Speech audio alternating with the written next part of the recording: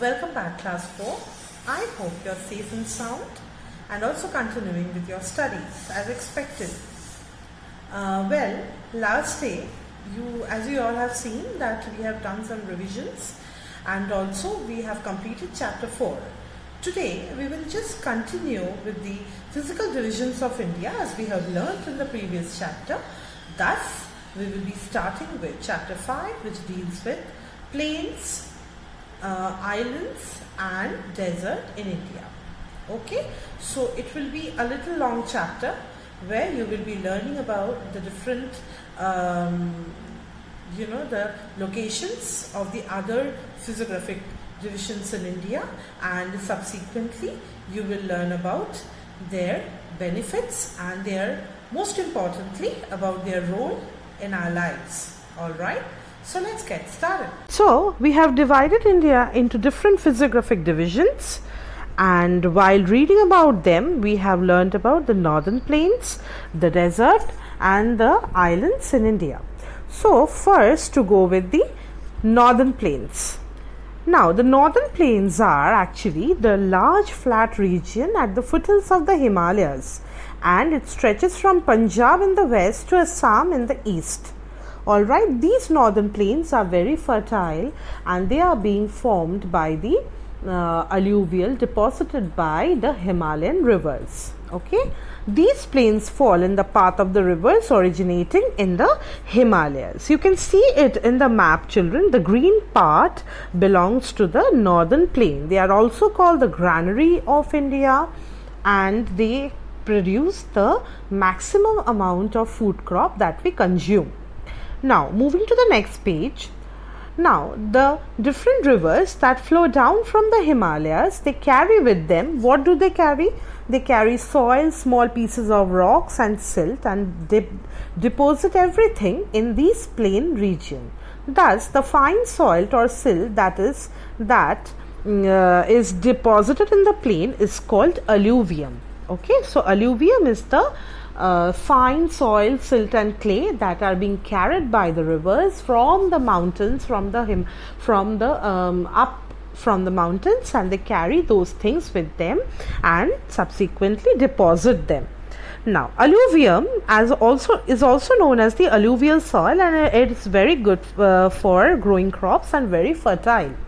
As I said, the flat surface of the northern plains and availability of the enough water help in the settling of big industries in this region.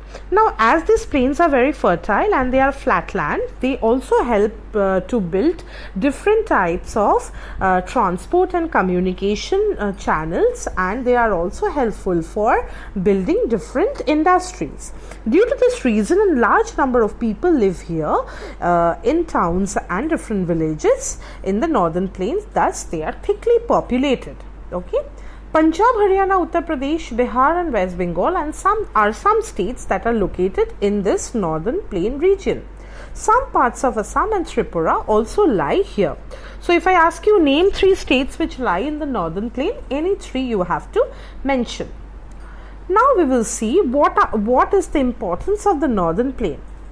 To be precise, they are called the granary of India. Why? Because a large number of grains such as wheat, pulses, millet, rice are grown here in this very fertile soil, and the flat surface also is very good for developing roadways and the railway system.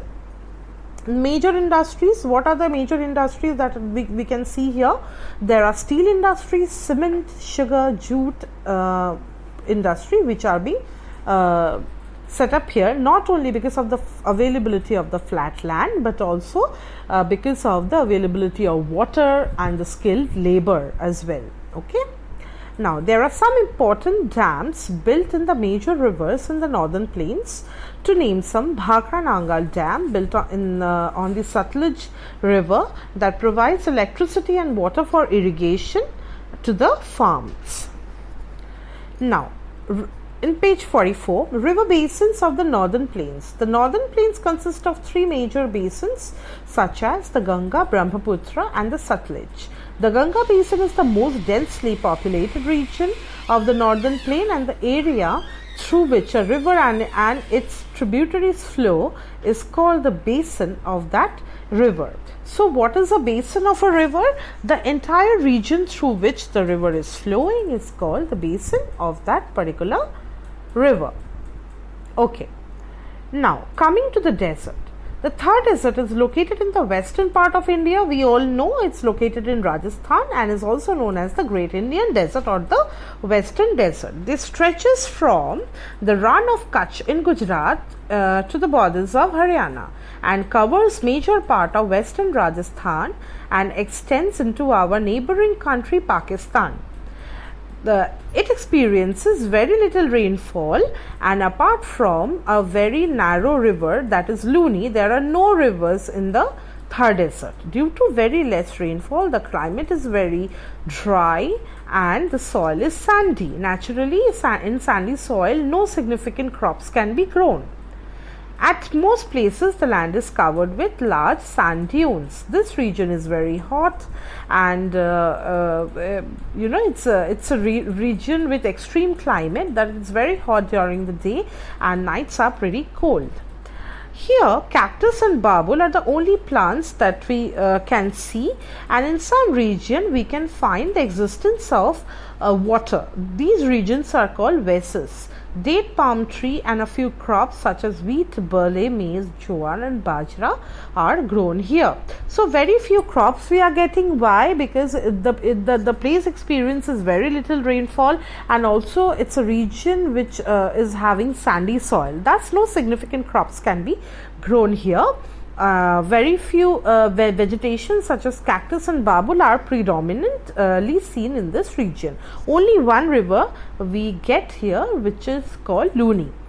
Now life in the desert, here most of the villages here are located around the oases as they get the availability of water.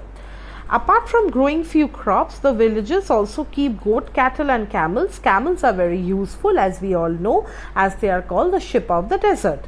Camel skin is used for making tents. Some people do not have permanent house here in the desert. Thus, they move from one place to another in search of food, water and also occupation. They are called nomads, or they often been termed as banjaras. Now, the government of India has built the Indira Gandhi Canal in the desert region to meet the needs of the water in the region. The desert also attracts many tourists from different parts of India and abroad. Towns and cities such as Jaipur, Jodhpur, Udaipur, Chittorgarh, Jaisalmer and Ranthambore are popular tourist destinations. Main festivals such as Teej, Gangor, Holi, Dasera, Diwali and so on are celebrated here. So it's a very vibrant, though it's a very not a place of dense population due to the climatic factors, but it's a very colorful state of India where they predominantly celebrate so many festivals and they wear colorful clothes.